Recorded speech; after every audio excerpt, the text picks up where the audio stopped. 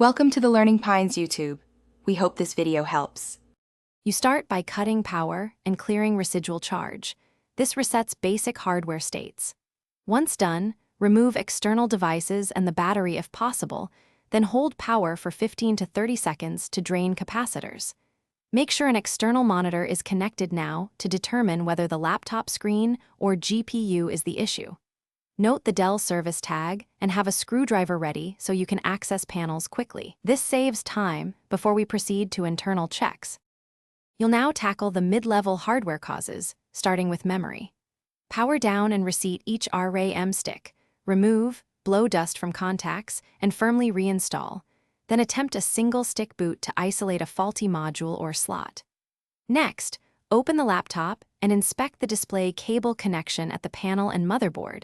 Gently wiggle the lid while watching the external monitor to see if the internal screen briefly returns. These steps narrow down whether the black screen is RAM. You finish by verifying firmware and storage. Reset the BIOS by removing the CMOS battery or using the reset jumper, then power on to check for post and BIOS access.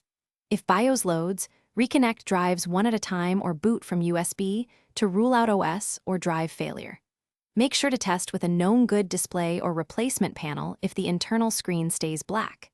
If these final steps fail, contact Dell support with your service tag. That single key troubleshooting tip speeds warranty or parts help. Thanks for watching. Consider subscribing if we helped you.